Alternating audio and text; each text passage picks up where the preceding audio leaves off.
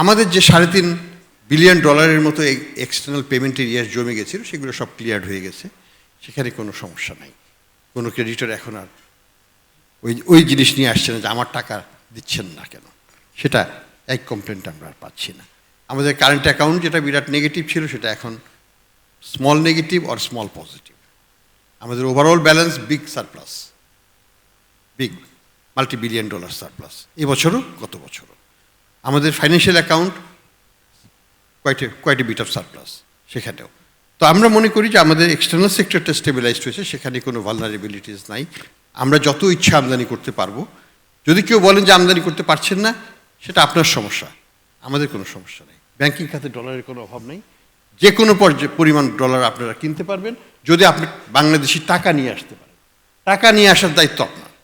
আমরা কোনো মার্জিন রিকোয়ারমেন্টও দিচ্ছি না। বাংলাদেশ ব্যাংক থেকে সব মার্জিন রিকোয়ারমেন্ট তুলে ফেলা হয়েছে এবং বলা হয়েছে আপনারা যেভাবে পারেন আপনারা ব্যাংকের সাথে ক্লায়েন্ট অ্যান্ড ব্যাংক রিলেশনশিপের ভিত্তিতে আপনারা আপনাদের বিজনেস করবেন। এই দিক থেকে আমরা একটা স্বস্তির জায়গায় আছি। আমাদের এক্সচেঞ্জ রেট আমি যেদিন গভর্নর হিসেবে জয়েন করলাম সেদিন ছিল 120 টাকা ডলারে, এখন আছে 122 টাকা 50 পয়সা অর সামথিং। আপনারা হয়তো খেয়াল করে দেখবেন যে একটু বেশি স্টেবল হয়ে যাচ্ছে জিনিসটা, কারণ আমি খেয়াল করে দেখলাম যে ইন্ডিয়াতে আমি যেদিন জয়েন করলাম তখন ছিল 84 টাকা, এখন সেটা 89 টাকা, অর্থাৎ 5 টাকা কিন্তু ইন্ডিয়াতে ডেপ্রিশিয়েট করে গেছে, 5 টাকা পার ডলার। আমরা কিন্তু 2 টাকার ডেপ্রিশিয়েট করেছি ইন দ্য লাস্ট 15 মান্থস। তো সেটা আমাদেরকে কিন্তু খেয়াল করতে হবে যে ওভার স্টেবিলাইজেশন কিন্তু খুব ভালো নয়। যদিও আমি বলবো যে আমরা ফুললি মার্কেট বেসড, কোনো ইন্টারভেনশন হচ্ছে না এবং হবেও না আশা করি। কাজেই এটা আপনারাই নির্ধারণ করছেন, ব্যাংকের সরবরাহ এবং চাহিদার ভিত্তিতেই এটা নির্ণীত হচ্ছে। আমরা খেয়াল করছি যে গত বছরের রমজানে মোস্ট ডিফিকাল্ট টাইম ছিল, কিন্তু তখন আমরা কিন্তু পর্যাপ্ত ফরেন এক্সচেঞ্জ দিয়ে সরবরাহটাকে ঠিক করতে পেরেছিলাম। এই বছরের রমজানে আমি এখনই বলতে পারি আমরা কোনো ধরনের শঙ্কা দেখছি না। আমরা মনে করি প্রত্যেকটা রমজানের যেসব পণ্য আমদানি সেটা অলরেডি এলসি ওপেনিং হয়ে গেছে এবং এলসি ওপেনিং বিভিন্ন পণ্যের ক্ষেত্রে কোনো কোনো ক্ষেত্রে 20%, কোনো কোনো ক্ষেত্রে 50%, কোনো কোনো ক্ষেত্রে 15% গতবারের করসপন্ডিং পিরিয়ডের চাইতে বেশি আছে। কাজে আমি কোনো একটা বড় স্বস্তির জায়গা সেখানে দেখছি। ডলারের উপর কি চাপ পড়েছে? না, চাপ পড়ে নাই। আমাদের আমদানি কি বাড়ে নাই? হ্যাঁ, বেড়েছে। এই মাসে আমদানি বেড়েছে ডাবল ডিজিটে, কিন্তু তারপরেও কিন্তু এক্সচেঞ্জ রেটে চাপ পড়ছে না। তো যাই হোক, এখানে আমাদের স্বস্তির জায়গা, কিন্তু তারপরেও বলবো আমাদের সমস্যা তো অনেক বড়, এর সমাধান রাতারাতি হবে না। কোনো কোনো ক্ষেত্রে আমরা এখনও সমস্যাটাকেই চিহ্নিত করছি। সেটা কোথায়? আমাদের যে এনপিএলের যে সিচুয়েশনটা হচ্ছে সেটা একটা বড় সমস্যা।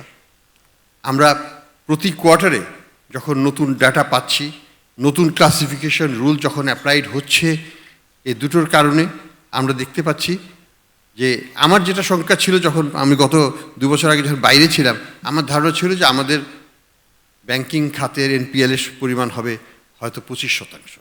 সরকার বলছে 8%, তার 3 গুণ হবে। এখন দেখছি এটা অলরেডি 35%, হয়তো আরেকটু বেশিও হতে পারে, তবে খুব বেশি হবে না, হয়তো এখানে আশেপাশে স্টেবিলাইজ করে যাবে। তারপরে আমরা আশা করব এটা কমা শুরু করবে। কিন্তু 35% এটা তো ছোটোখাটো কোনো সমস্যা নয়। 1/3 or মোর দেন 1/3 হচ্ছে নন পারফর্মিং। কাজে আমাকে কিন্তু 2/3 উপর ভিত্তি করে ব্যাংক চালাতে হবে, অর্থাৎ ডিপোজিটরে পয়সা দিতে হবে। ইটস এ ম্যাজর চ্যালেঞ্জ ফাইন্যান্সিয়াল সিস্টেমের জন্য, এবং ফাইন্যান্সিয়াল সিস্টেম বহুদিন ধরে এই সমস্যাকে ফেস করতে থাকবে এবং উত্তরণ ঘটাতে হলে অন্তত 5 থেকে 10টা বছর আমাদের হয়তো লেগে যাবে ভবিষ্যতে এই ধাপে ধাপে এই সমস্যা থেকে উত্তরণ ঘটাতে হবে। আমাকে বলা হচ্ছে যে ইন্টারেস্ট রেট হাই। হ্যাঁ, ইন্টারেস্ট রেট অবশ্যই হাই, আমি স্বীকার করবো, অস্বীকার করার কিছু নাই। কিন্তু কোন কনটেক্সটে? আমাদের ইনফ্লেশন যখন আমাদের ছিল 12.5%, যখন অগাস্ট মাসে যখন আমি জয়েন করি, সেটা কনটেক্সটে ইনফ্লেশন পলিসি রেট 10% কি হাই? না, নেগেটিভ অ্যাট দ্যাট টাইম। পৃথিবীর অন্যান্য সব দেশে যখন আমরা দেখি, মার্কিন যুক্তরাষ্ট্রেও যদি দেখি, ভারতেও দেখি, পলিসি রেটের সাথে ইনফ্লেশনের ডিফারেন্সিয়াল হচ্ছে অ্যাটলিস্ট 2.5 থেকে 3%। হ্যাঁ, 2.5 থেকে 3%, এর নিচে হয় না। আমরাও সেটাকে টার্গেট করছি। তাহলে আমাকে এখন কোথায় থাকতে হবে? আমার ইনফ্লেশন রেট এখনও 8.2। এটা সাথে বা তার নিচে গেলে আমি ইন্টারেস্ট রেট কমিয়ে আনবো, কোনো সন্দেহ নেই, কিন্তু একটু ধৈর্য ধরতে হবে। হয়তো আমরা 7-এর ঘরে চলে যেতে পারতাম। এখানে কিছু পলিসি ফেলিওরও আছে আমাদের। আমরা হিসাব করে দেখেছি যে শুধুমাত্র চালের যে দাম বৃদ্ধি হয়েছে অগাস্ট মাসে, অগাস্ট এন্ড সেপ্টেম্বরে 18% মতো, সেটার কারণে আমাদের মূল্যস্ফীতি 1.4% পার্সেন্টেজ পয়েন্ট বেশি হয়েছে।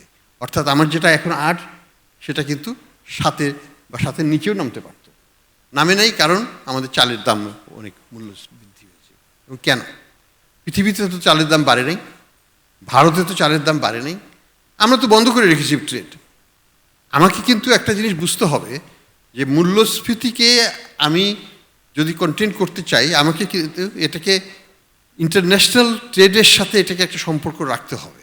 আমি যদি বন্ধ করে রাখি আমদানি, তাহলে পরে আমার দাম বেড়ে যাবে, পৃথিবীর অন্য দেশের দাম কমলেও আমার কিছু আসে যায় না, কারণ আমি তো সেটাকে বন্ধ করে রেখেছি। আমরা পরে খুললাম, কিন্তু সেটা অনেক দেরি করে। যাই হোক, আবার সেটা আমন সিজনের একটু আগে। এখন এই যে ব্যুরোক্রেটিক ইন্টারভেনশন যেটা হয়, আমি মনে করি যে এটা আমাদের যেটা কাউন্টার প্রোডাক্টিভ, এটাতে কোনো লাভ হয় না। আমাদেরকে চিন্তা করতে হবে যে বাজারকে কিভাবে মনিটরিং করা যায়, বাজারকে কিভাবে আমরা আরও বেশি এফেক্টিভ করতে পারি, সাপ্লাইটাকে মনিটরিং করতে হবে, প্রোডাক্ট ওয়াইজ মনিটরিং করতে হবে, ইত্যাদি ইত্যাদি। কিন্তু সরবরাহটা যেন সচল থাকে। ভোজ্য পণ্যের ক্ষেত্রে একই জিনিস। আমাদের একটা টেন্ডেন্সি আছে যে দাম ঠিক করে দিচ্ছি সরকার থেকে, ওই দামে কি কিছু পাওয়া যায়? যায় না, কিন্তু দাম ঠিক করা হয়। ইন দ্য প্রসেস যেটা হয়, বাজার থেকে হঠাৎ করে ভোজ্যতে উধাও হয়ে যায়, কিছুদিন বন্ধ থাকে, আবার নতুন করে দাম বাড়িয়ে সরকারের থেকেই আবার সেটাকে চালু করা হয়। কি দরকার আছে? তার চাইতে আমরা এটা খোলাই রাখি, সরবরাহটা ঠিক থাকবে, দেখা যাবে যে ডিগ্রি অফ ফ্লাকচুয়েশনটা কম হবে। আচ্ছা, আমাদেরকেও কিছু নীতিগত মানসিক পরিবর্তন করতে হবে সরকারের দিক থেকে, আমি মনে করি। এটা করতে পারলে বাজারটা আরও স্থিতিশীল হবে। মানি মার্কেটের অনেকগুলো টেনশন, ইন্টারেস্ট রেট কমতে পারে বা কমবে, আমি আশাবাদী। কিন্তু আমাকে কিন্তু খেয়াল করতে হবে যে এখানে কতগুলো প্রেশার আসছে। আমার ডিপোজিট রেট নেমে গেছিল 6%, এখন সেটা বেড়েছে কিন্তু 10%। এটা আরও বাড়বে, আমাকে একটু ধৈর্য ধরতে হবে। এই 6% থেকেই গত বছর সরকার নিয়েছে 1 লক্ষ কোটি টাকা। আমার 6% যদি হয়, তাহলে আসলে লোনেবল ফান্ড কতটুকু থাকে? আমার লোনেবল ফান্ড হচ্ছে ধর 20 লক্ষ কোটি টাকা, 6% হচ্ছে 1,20,000, সরকারি নিচ্ছে 1 লক্ষ কোটি টাকা, থাকবে কি তাইলে? আমাকে বুঝতে হবে যে ব্যক্তি খাতের জন্য আমার ফান্ড ম্যানেজমেন্টটাকে তো আমাকে বুঝতে হবে, আমি চাইলেই তো হবে না। কাজেই সরকার যদি যতদিন পর্যন্ত সরকারের বরোয়িং রিকোয়ারমেন্টকে না কমাতে পারবে, আমার মানি মার্কেটের টেনশন কমবে না। আমাকে সীমিত সরবরাহের ভিত্তিতেই চলতে হবে। এখানে যে জিনিসটা আমরা করতে চাচ্ছি সেটা হচ্ছে যে এই যে আমরা উত্থান ডিপোজিটের যদি প্রবৃদ্ধিটা আমরা 14% নিতে পারি, তাহলে তো আমি 40,000 কোটি টাকা বাজারে নিয়ে আসতে পারি, এবং সেই পুরোটাই কিন্তু তখন কোথায় যাবে? বেসরকারি খাতেই যাবে। কারণ সরকারের তো 1,16 লক্ষ কোটি টাকা নেবেই। এই বছর বাজেটে আছে 1,35,000 কোটি টাকা, তারা সেটা নেবে। তাহলে আমাকে কিন্তু ডিপোজিট গ্রোথ বাড়াতে হলে আপনি কি ফাইন্যান্সিয়াল রিপ্রেশনে যাবেন, অর্থাৎ ইন্টারেস্ট রেট কমাবেন, নাকি ইন্টারেস্ট রেটকে পজিটিভ রাখবেন? কাজে আমাকে কিন্তু বিভিন্ন দিকের কথা চিন্তা করতে হবে। কাজে ইন্টারেস্ট রেটকে নেগেটিভ করে রিয়েল টার্মসে আমি ডিপোজিট গ্রোথ বাড়াতে পারবো, এটা আমি আশা করি না। এটা কোনো অর্থনীতিবিদ বা অর্থনৈতিক শাস্ত্র সেটাকে বলবে না। কাজে আমাকে সেটার কথাও চিন্তা করতে হবে। তৃতীয়ত যেটা হচ্ছে যে হ্যাঁ, অবশ্যই 13% বেশি, কিন্তু যখন আমরা দেখি ইনফ্লেশন 10, 11, 12% ছিল, তখন তো রিয়েল টার্মসে তো আসলে এটা বেশি না। আপনারা তো পণ্য বিক্রি করেও তো 10% পাচ্ছেন ইনফ্লেশনের যেটা ছিল 10, 11, 12%। কাজে সেই হিসাবে তো প্রকৃত ইনফ্লেশন কিন্তু আপনাদের উপর আঘাত করে নাই, করেছে ডিপোজিটারদের উপর। এবং সেই কারণে ডিপোজিট গ্রোথ কলাপস করেছে। এবং আরেকটা কারণে কলাপস করেছে ডিপোজিট গ্রোথ, সেটা হচ্ছে যে অর্থ পাচার হয়ে যাওয়ার কারণে বাজার থেকে একদিকে আমাদের এটার ইম্প্যাক্টটা কোথায়? আপনারা অনেকেই বলেন যে ইম্পোর্ট কমে গেছে। আসলে কি ইম্পোর্ট কমেছে? কমে নেই। গত বছর 24-25 অর্থ বছরে চিটাগং পোর্ট দিয়ে যে মাল এসছে সেটা সবচেয়ে রেকর্ড পরিমাণ মাল। হিসাব নেন, ওজনে, ভলিউমে এটা এসছে, টাকাতে নয়। এবছরও ডাবল ডিজিট পণ্য ভলিউমে আসছে এই পর্যন্ত, এই জুলাই থেকে অক্টোবর পর্যন্ত ডাবল ডিজিট। এবং কন্টেনার শিপমেন্টও 8.6% বেড়েছে, কমে তো নাই। কিন্তু আমদানি বিলটা কেন কমেছে? কারণ অর্থ পাচারটা তো বন্ধ হয়ে গেছে বা কমে গেছে। আমাকে বুঝতে হবে যে একটা বড় ফ্যাক্টর হচ্ছে রিয়েল অ্যাডজাস্টমেন্ট। এখন প্রকৃত আমদানি হচ্ছে, ফিকটিশাস আমদানিটা কমে গেছে। সেই কারণে এই শুধুমাত্র স্ট্যাটিস্টিক্স দিয়ে অ্যানালাইসিস করলে আমরা ভুল সিদ্ধান্তে উপনীত হব, এটাকে আমাকে বুঝতে হবে। বাজারে কি সরবরাহের কোনো অভাব আছে? নাই। হয়তো স্ট্যাটিস্টিক্স বলবে আমদানি কম হয়েছে অমুক জায়গায় অমুক জায়গায়, আমার কিছু আসে যায় না। যদি সরবরাহ ঠিক থাকে, যদি পর্যাপ্ত আমদানি হয়ে থাকে ভলিউম টার্মসে, পেমেন্টসে যদি কম হয়, আই উইল বি হ্যাপি। আমি কম টাকা দিয়ে বেশি দাম পাবো, বেশি জিনিস আনতে পারছি।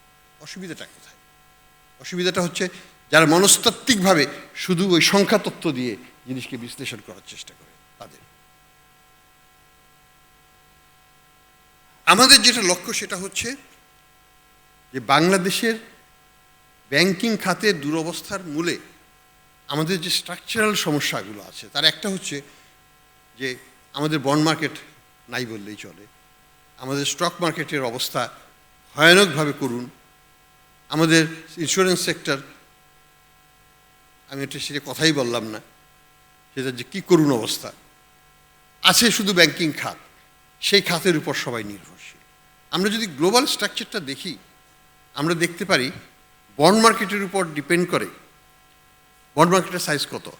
Globally $130 trillion, $130 trillion. স্টক মার্কেটের সাইজ হচ্ছে $90 ট্রিলিয়ন, আর ব্যাংকিং বা মানি মার্কেটের সাইজ হচ্ছে $60 ট্রিলিয়ন। আর আমাদের হচ্ছে পুরোটা রিভার্সড, সবই মানি মার্কেট, সবই হচ্ছে ব্যাংকিং খাত, সবাই এখানে আসছেন, ফলে অল দ্য রিস্ক এই ব্যাংকিং খাতের উপর পড়ছে এবং এটা ব্যাংকিং খাতের জন্য অসহনীয়। আমাদেরকে এই স্ট্রাকচারটাকে চেঞ্জ করতে, যদি এখান থেকে বের না হতে পারি, আমাদের এই ডিপেন্ডেন্স অন ব্যাংকিং খাত এটা যদি থাকে, তাহলে কিন্তু আমরা কখনোই, ব্যাংকিং খাত তো ইন্ডাস্ট্রিয়ালাইজেশনের জন্য নট দ্য সুইটেবল সেক্টর, কিন্তু এটা আমাদের ডিফল্ট রোল প্লে করতে হচ্ছে ব্যাংকিং খাতকে, কারণ অন্য কোনো খাত সেখানে আসছে না। আমাদের বন্ড মার্কেটকে ডেভেলপ করতে হবে। আমরা পলিসি নিয়েছি, আমরা বিসাকের সাথে আলোচনা করছি, ফাইন্যান্সের সাথে আলোচনা করছি, আমরা এটাকে আনভেইল করবো। ফাইন্যান্স অ্যাডভাইজার সাহেব আসলে পরে আমরা এটাকে বাস্তবায়নের দিকে নিয়ে যাব, বন্ড মার্কেট ছাড়া। এবং এটা আমরাও এটা আপনাদেরকে বিজনেস কমিউনিটির উদ্দেশ্যে একটু বলবো, যাদের এক্সপোজার লিমিট সিলিংয়ের কাছাকাছি বা সিলিংয়ে চলে গেছেন, do not look forward to the bank মার্কেটে, ব্যাংকের দিকে।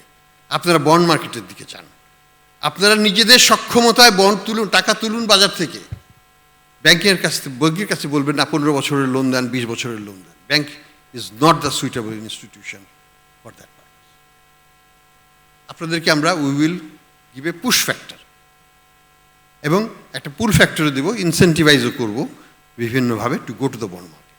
আপনারা সেখানে যাবেন, সেখান থেকে আপনাদের টাকাটা নেন। পৃথিবী যদি $130 ট্রিলিয়ন বন্ড মার্কেটের উপর ডিপেন্ড করে, আমাদের বন্ড মার্কেট কেন ডেভেলপ করবে না? অবশ্যই করতে হবে আমাদের। কাজেই এই রিওরিয়েন্টেশনটা আমাদের খুব দরকার আছে। সাথে সাথে অন্যান্য যে এলিমেন্টগুলো, স্টক মার্কেটের একটা বিশাল ভূমিকা আছে, স্টক মার্কেট সেই রোলটা প্লে করতে পারছে না, এখানে আস্থাহীনতার অভাব আছে এবং সঙ্গত কারণেই আছে। সেগুলো থেকে আমাদেরকে বের হয়ে আসতে হবে। নতুন করে স্টক মার্কেট স্ক্যান্ডাল হলে পরে সেটা আমাদের অর্থনীতির জন্য ভালো হতে পারে না। তো যাই হোক, এগুলো সার্বিক ব্যাপার। গভর্নেন্সের ব্যাপারে যদি আমরা আসি, আমরা গভর্নেন্সটাকে খুব গুরুত্ব দিয়েছি।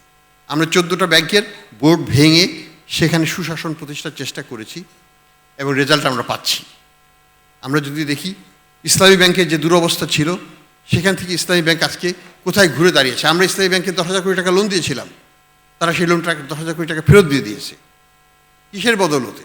গুড পারফরমেন্স, গুড গভর্নেন্স, আর তো কিছু না। তো আমি মনে করি যে good governance is the basis. আমাদের বাংলাদেশের ব্যাংকিং খাত কি ধ্বংস হয়ে গেছে? না, হয় নাই। আমাদের ব্যাংকিং সেক্টরে দুটো খাত হয়ে গেছে, একটা হচ্ছে ব্যাডলি গভর্ন ব্যাংকস, আর একটা হচ্ছে ওয়েল গভর্ন ব্যাংকস। আপনি যদি ব্র্যাকে যান, ইবিএলে যান, সিটিতে যান, এসে যান, পূবালী ব্যাংকে যান, they are fantastic banks, they are making huge profits and giving good dividends. সেখানে তো আমাদের কমপ্লেন করার কিছু নাই, আমরা তো তাদেরকে ফ্যাসিলিটেট করছি। কিন্তু যেখানে সমস্যাগুলো আছে সেখানে তো আমাদের হস্তক্ষেপ করতেই হবে।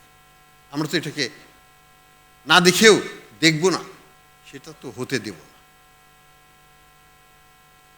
আমাদের যেটা লক্ষ্য সেটা হচ্ছে যে গুড গভর্নেন্স এস্টাবলিশ করার জন্য আমাদের কতগুলো আইন আমরা ড্রাফট করেছি, কিছু অর্ডিন্যান্স আকারে প্রকাশিত হয়েছে, আবার কিছু পাইপলাইনে আছে।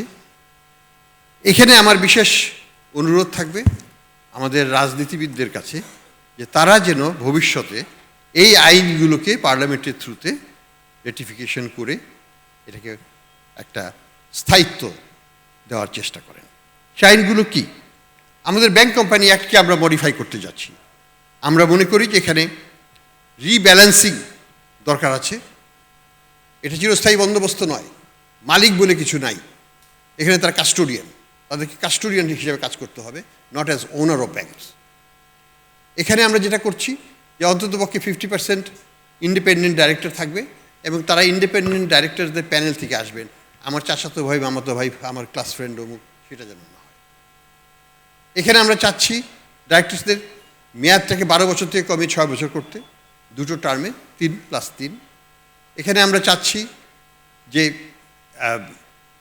10%-এর বেশি কেউ হোল্ড করতে পারবে না পরিবার হিসাবে, এক্সেপ্ট ইনস্টিটিউশনাল ইনভেস্টার্স যারা বা বিদেশি ইনভেস্টর, তাদের ক্ষেত্রে এটা আমরা এক্সেপশন করে দিচ্ছি। আমরা অনেকগুলো জিনিস নিয়ে আসছি এখানে, এটা খুব ভালো, এটা খুব দরকার আমাদের জন্য যদি গুড গভর্নেন্স এস্টাবলিশ করতে হয়। বাংলাদেশ ব্যাংক অর্ডার, আমাদের ব্যাংকিং খাতের যে অবস্থা সেটার মূলে কিন্তু আমাদের বাংলাদেশ ব্যাংকের রাজনীতিকীকরণের একটা বড় ভূমিকা ছিল এবং নির্দেশিত হয়ে অনেক কিছুই করা হয়েছে যেগুলো আগামীতেও হতে পারে। এটাকে বন্ধ করতে হবে এবং রাজনীতিবিদদের একটা নৈতিক এবং আমি বলি দেশের প্রতি দায়িত্ব হবে এটাকে বন্ধ করার জন্য, বাংলাদেশ ব্যাংকে স্বায়ত্তশাসনের জন্য সেদিকে নিয়ে যাওয়া। পৃথিবীর প্রায় সব দেশেই সেটা এখন চালু আছে, বাংলাদেশ এই ব্যাংকের ক্ষেত্রে এটা কিন্তু চালু নয়। তা আমরা যেটা নতুন একটা অর্ডিন্যান্স দিচ্ছি, বেশি কিছু সেখানে নাই। সেখানে হচ্ছে যে এই অটোনমিটাকে একটা পার্মানেন্সি দেওয়া এবং এটার গুরুত্ব বাড়িয়ে দেওয়া প্রতিষ্ঠানিক হিসাবে, এবং সেটাকে আমরা যদি করতে না পারি, আমরা যদি মনে করি যে এখনও একটা ডেপুটি গভর্নরের বেতন হবে 70,000 টাকা এবং তার হাত দিয়ে সিগনেচার হয়ে এমডির বেতন হবে 30 লাখ টাকা, তাহলে এটা একটা সাস্টেনেবল সিচুয়েশন। আমাকে কিন্তু পৃথিবীর সব দেশেই, সেটা ভারত বলি, পাকিস্তান বলি, আমেরিকা বলি, কোনো দেশেই সেন্ট্রাল ব্যাংকের স্যালারি স্ট্রাকচার সরকারের সাথে এক হয় না। পাকিস্তানেও ছিল না, বাংলাদেশ আমলে এটা হয়েছে 72 সালে। কেন? আমরা কেন এটাকে ফিরে দিতে হবে? এখান থেকে আমাদেরকে বের করে আনতে হবে। এটা আমার জন্য বলছি না, ব্যাংকিং খাতের সুশাসন প্রতিষ্ঠার জন্য এবং সেন্ট্রাল ব্যাংকের দায়িত্বশীলতা, সেন্ট্রাল ব্যাংকের প্রফেশনালিজম ইত্যাদি বাড়াতে হলে আমাদেরকে কিন্তু এগুলো করতে হবে কিছু জিনিস। ডিপোজিট ইন্স্যুরেন্স স্কিম আমরা করেছি, 1 লক্ষ টাকা থেকে বাড়িয়ে 2 লক্ষ টাকা মিনিমাম গ্যারান্টি দেওয়া হচ্ছে এবং এটাকে শুধু ব্যাংকিং খাত নয়, নন ব্যাংক খাতকেও আমরা এখানে এটার মধ্যে অন্তর্ভুক্ত করেছি। অ্যাসেট ম্যানেজমেন্ট কোম্পানি খোলা হচ্ছে, যেখানে আমরা ব্যাড অ্যাসেটগুলোকে তাদের হাতে ছেড়ে দিতে পারবে ব্যাংকগুলো পর্যায়ক্রমে। এটাও অর্ডিন্যান্সটা রেডি হয়ে আছে। মানি লোন কোর্ট, এখনকার দিনে মানি লোন কোর্ট আছে ঠিকই, কিন্তু কোর্টের জাজ নেই, কোর্টের রেজলিউশন অফ মানে কেস হ্যান্ডলিং বছরের পর বছর থাকে এবং একটার পরে আবার তারা অ্যাপিল করতে পারে বিভিন্নভাবে জিনিসটাকে দীর্ঘায়িত করে এই নন পারফর্মিং লোন যারা ডিফল্টার্স তারা চিরকাল এটা থেকে বের হয়ে যেতে পারে এবং আইনগতভাবেই তাদেরকে ডিফল্টার হিসেবে ডিক্লেয়ারও করা যায়। তো এই যে প্রচেষ্টা, এখানে আমরা এই মানি লোন কোডটাকে আরও কীভাবে এফিশিয়েন্ট করা যায় সেই জন্য প্রজেক্ট সিস্টেমেটিক্যালি এখানে অনেক ইমপ্রুভমেন্ট করা হয়েছে।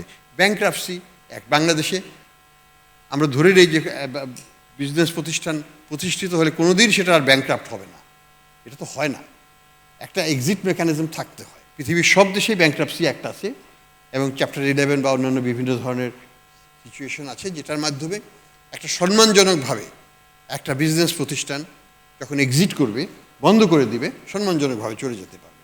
সেখানে মারামারি কাটাকাটি পুলিশের ধরাধরি করার কোনো দরকার হবে না। সেই জিনিসটাকে আমরা নিয়ে আসতে চাচ্ছি, because it's part of business life. এই পরিবর্তনগুলোর সাথে আমরা যেটা এনেছি অলরেডি সেটা হচ্ছে ব্যাংক রেজলিউশন অর্ডিন্যান্স। আমাদের যে খারাপ ব্যাংকগুলো আছে, খারাপ আর্থিক প্রতিষ্ঠানগুলো আছে, যেগুলো অচল হয়ে আছে, ডিপোজিটারে টাকা দিতে পারছে না, সেগুলোকে তো আমাদেরকে কিছু একটা করতে হবে। তো আমরা যেটা করেছি 5টা ব্যাংকের ক্ষেত্রে এই ব্যাংক রেজলিউশন অর্ডিন্যান্সকে আমরা প্রয়োগ করতে যাচ্ছি। তো এই 5টা ব্যাংকের মাধ্যমে আমরা নতুন একটা ব্যাংক ক্রিয়েট করব। আমরা আশাবাদী এটা আগামী সপ্তাহেই এটা লঞ্চিং হয়ে যাবে। এটা 35,000 কোটি টাকার পেইড আপ ক্যাপিটাল থাকবে এবং এটা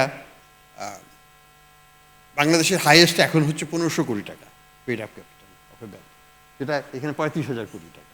কাজে এটার চাইতে শক্তিশালী ব্যাংক হবে না এবং আমরা আশা করব যে আমরা এই দুর্বল ব্যাংকগুলোকে নিয়ে একটা সবল ব্যাংক প্রতিষ্ঠা করব সরকারের সাহায্যে। এখানে সরকার 20,000 কোটি টাকা দিচ্ছে এবং আগামীতেও আমাদের আমরা ব্যাংক রেজলিউশন ডিপার্টমেন্ট করেছি।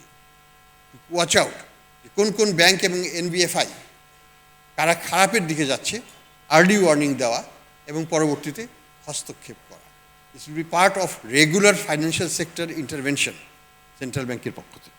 এটা কোনো আইসোলেটেড ঘটনা হবে না, কোনো বিশেষ কারণে হবে না, যখন দরকার হবে তখনই এটা করতে হবে এবং সেই জন্য একটা ডিপার্টমেন্টও করা হয়েছে, আইন করা হয়েছে এবং সরকারের সাথে আমাদের একটা সমঝোতা আছে যে যখন দরকার হবে সরকার আর্থিকভাবে এই কার্যক্রমকে সহায়তা